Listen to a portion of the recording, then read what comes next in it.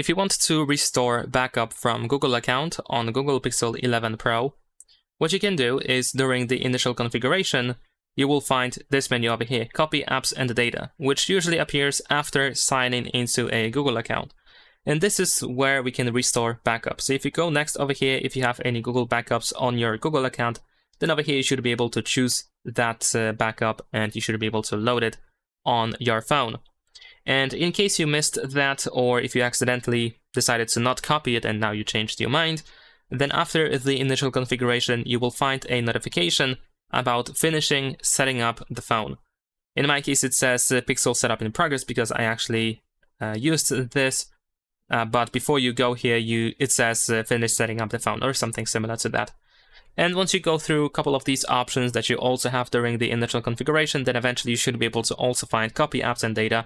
So you can just tap Next over here, and you should be able to find your backups over here.